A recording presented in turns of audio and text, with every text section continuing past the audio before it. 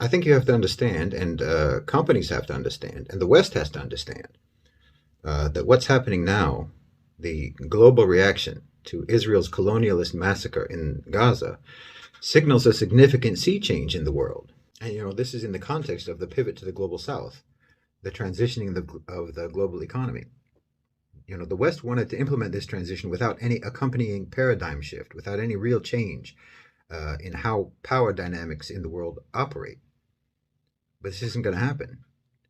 People all around the world are identifying the connection between political policies, the actions of states, and the private sector. They're boycotting Starbucks, they're boycotting McDonald's, they're boycotting Coca-Cola, and all sorts of other brands and companies as a means of pressuring Israel and the United States.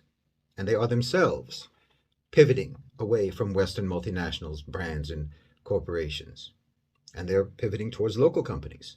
The public themselves are transitioning to the global South because they see that these Western companies, increasingly, they're seeing them as instruments of imperialism, as the instruments of imperialism that they are. They're seeing them as power entities, as political entities, which is what they are. And they are imposing democratic expectations upon them. In other words, they're saying to companies, you have to reflect and promote and stand up for what we believe in, or we will not do business with you. They're saying no justice, no profit.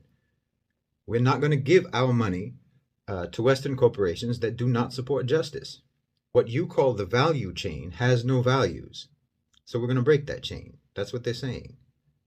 We're not mindless, soulless consumers like you are in the West. Your cynical, materialistic system cannot just relocate to the global South without colliding with the collective conscience of the people. Now, investment, trade, franchise expansion, so on and so on, all of these things in the global South are going to be subject to public approval or veto. You can make business deals, you can make all the agreements that you want, but the final say over whether any of those business deals are going to prosper is going to be in the street. That's where the final say will be. You can make an investment deal or a corporate merger or acquisition and all of that, and all of your board members and all of your shareholders may approve it. The banks may approve it. Even the governments may approve it. But if it's not approved in the masjids, if it's not approved on the campuses, and if it's not approved in the private homes of individual families, well, then your business venture is going to fail, and it's going to fail epically. Because the truth of the matter anyway is that all of your products are basically mediocre anyway. You convince people that logos matter more, or that a logo equates to quality, but we're not that stupid. Most of the products that you're selling in the global South are made in the global South, and they're made in the same factories that produce the goods that have your logo on it. Those are the same factories that produce the pirated version of those goods, and they're exactly the same, except that they cost a fraction of the price. And you don't get any revenue from the so-called fake versions. All we lose is the logo. So in reality, your products not only don't have values, they don't even have value. No moral value and no real material value. So we don't need any of them. So you better at least start adding moral value to your goods. Otherwise, you're going to lose the whole market. That's the new paradigm. And this is important to understand, because this isn't just, an emotional reflex that you're seeing. This isn't just a knee-jerk, helpless reaction to the Palestinian issue, to the Palestinian suffering in Gaza. This isn't going to fade away. This is an anti-imperialist, anti-colonialist movement that's starting here. This is not going to fade away over time. It's going to get more organized over time, and it's going to get more militant. It's going to take on the character of a liberation struggle, a national independence movement in country after country. And as powerful as they are, companies are actually incredibly vulnerable. Every company, no matter how big it is, no matter how successful it is, no matter how rich it is, every company is always teetering on the edge of collapse at any moment. They're all right on the edge, and it just takes a little shove from the public to send them plummeting into insolvency. I mean, every company operates by means of a complex, interconnected system. There's physical locations, there's suppliers, there's warehouses, there's transport, there's distributors, networks, and so on and on. And across this whole web of operations, there are infinite points of vulnerability that can be almost effortlessly disrupted by the public if they so chose to do it. I mean, a boycott does not have to be a matter of individual voluntary choice. A boycott can be enforced. Denying a company customers can be enforced. And as this movement goes on and develops, it's entirely possible that such enforcement could start to occur.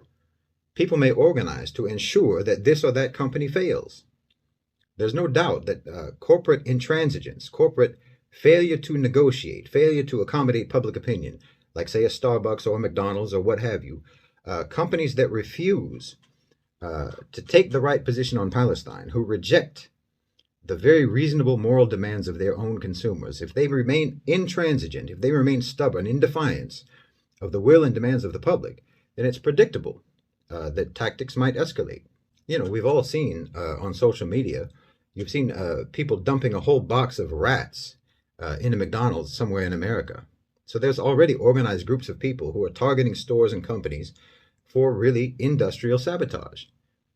And it's simply too easy a thing to do. I mean, just say releasing a noxious odor inside of a clothing store. That would potentially ruin every outfit on the shelves and make them unsellable.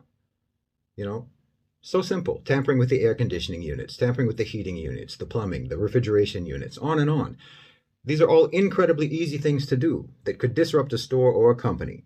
And if it's done persistently, it could lead to cascading loss of business and increased costs and expenses that would become unsustainable for that business. Now, I'm not advocating this, but it's a predictable likelihood. You know, companies don't have an Achilles heel. They are nothing but Achilles heels. And it's almost inevitable that corporate intransigence will lead to escalation. And this should be avoided at all costs, because the fact is companies exist by the good graces of the population. You know, people are not going to get tired of not having overpriced Starbucks coffee. They're going to get used to it. And of course, they're going to find better replacements. And once they've found replacements, they'll never come back. It simply makes no business sense to defy popular opinion, not on Palestine or on any other issue. I think that the control companies have gained over politicians in the West, and because of the extent to which Western culture is a culture of conspicuous consumption and materialism, this has caused corporations to overestimate their real power. Because the real power is with consumers, the real power is with the public. And companies are defenseless if people decide to shut them down. Now, again, I'm not endorsing and I'm not advocating for more militant actions. I'm warning of the inevitability of it happening. You can't blame me when it happens if you don't heed the warning.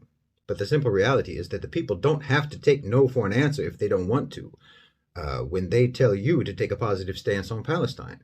But you do have to take no for an answer when they say collectively that your company is no longer going to be allowed to operate and profit.